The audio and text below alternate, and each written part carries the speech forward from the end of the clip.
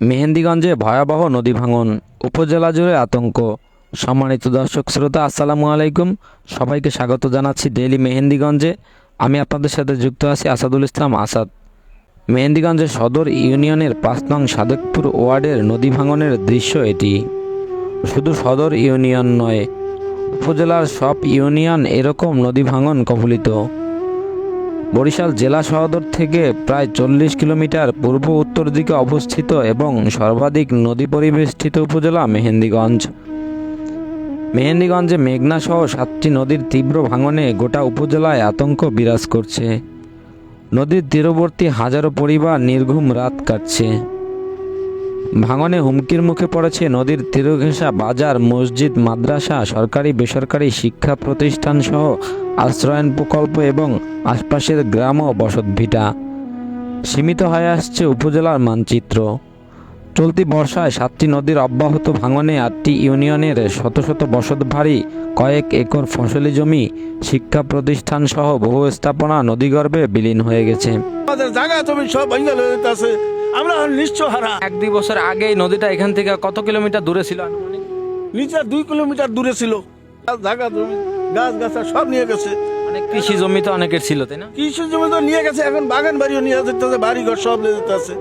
আপনার এই ইলিশা নদীতে আমাকে অনেক জায়গা জমিন সম্পদ, হাজার হাজার বিঘা সম্পদ মানুষের নিঃস্ব বানাইয়া আজকে ধরেন রাস্তার ফকির হয়ে আমরা গেছি। এই নদী আমার বাপদাদার আমল থেকে আজ থেকে আসে, 7 ভাঙ্গার পরে আমি বর্তমান যে বাড়ি করছি এই বাড়ি আমাকে নদীর পাশে আয়া পড়ছে। আমরা এন থেকে নদীতে বাংলা আমরা কোথায় যাব, কোথায় থাকবো, কোথায় কি করবো, আমাকে থাকার কোনো নিশ্চয় নাই। কারণ আমরা একমাত্র রাস্তায় ঘুরে থাকতে হবে, এছাড়া আমাকে কোনো সম্পদ নাই। আমার নাম মোহাম্মদ সালাম, আমি সাদেকপুর নিবাসী, ৫ নং ওয়ার্ড আমার।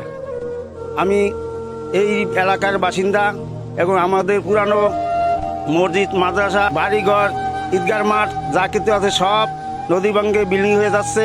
আমাদের এই নদী ভাঙ্গন এলাকা আমরা যে কি দুঃখ কষ্ট করতেছি তা সীমাবদ্ধের বাইরে। এখন আমাদের নদী চাপতে চাপতে এখন বাড়িঘর সব বিলীন হইয়া গেছে। ঈদগাহ মাঠ, মসজিদ, কাছারি, একটা মক্তব লম্বা বড়, এখানে অনেক পোলাপান লেখাপড়া করে। এখন এই এলাকা ছাড়িয়া সব যাইতেছে গিয়া। এখন যে আমরা কোথায় যাব তার কোনো নাম নিশানা নাই, কারণ ভিতরে কোনো জায়গা বাসা নাই। এখন আমাদের যেই অবস্থা পরিস্থিতি, আমাদের কোনো ডাইনে বায়ে লড়ার কোনো শক্তি আমাদের আর নাই। প্রকৃতির নিষ্ঠুর খেয়ালের কারণে এই অঞ্চলের মানুষের জীবন হয়ে উঠেছে বিপন্ন।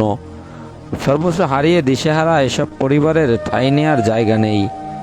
তাই নদী ভাঙন রোধে সরকারের যথাযথ কর্তৃপক্ষের সুদৃষ্টি কামনা করছেন ভাঙন কবলিত এসব অসহায় মানুষ।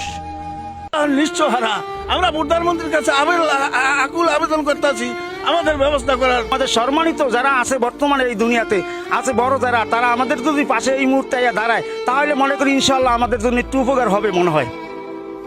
আমাদের এই এলাকা যদি শীতের মৌসুমে যদি এই বাঁধগুলা হতো তাইলে সবচেয়ে ভালো হইতো, কিন্তু বর্ষা সিজন আইলে ভাঙ্গনে ফেলায় আর বস্তা ফালাইও রাখতে পারতেছে না, আর থাকেও না। শীতের মৌসুমে যদি বাঁধে তা আমাদের বিশাল উপকার হয়। তখন নদীর স্রোত থাকে না, নদী থাকে ঝিমঝাম, তখন বাঁধলে এই বাঁধা দীর্ঘদিন থাকতো।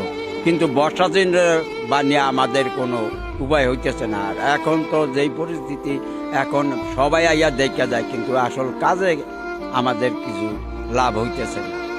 এ বিষয়ে মেহেন্দিগঞ্জের সদর ইউনিয়ন পরিষদের চেয়ারম্যান নিজামুদ্দিন আহমেদ বলেন, গত 1 সপ্তাহ ধরে সদর ইউনিয়নের ৫ নং ওয়ার্ডে ব্যাপক নদী ভাঙন দেখা দিয়েছে। ইতিমধ্যে আমরা নদী ভাঙন পরিদর্শন করেছি। আশা করি দ্রুতই ভাঙন রোধে ব্যবস্থা গ্রহণ করা যাবে। এই নদী ভাঙন রুকুন্দি সাদেকপুর দীর্ঘ কয়েক বছর যাবতীয় অব্যাহত। রুকুন্দি সাদেকপুরের অনেক এলাকায় নদী ভাঙন কবলিত হয়ে নদীর গর্ভে বিলীন হয়ে যায়। একটি দাখিলি মাদ্রাসা ছিল, সাদেকপুর মাধ্যমিক বিদ্যালয়টি একেবারে নদীর তীরবর্তী।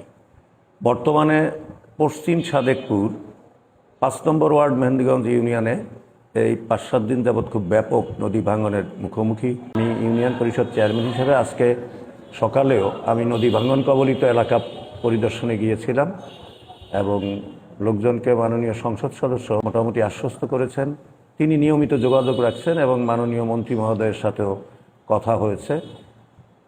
আশা করি এই ভাঙন প্রতিরোধে সরকারিভাবে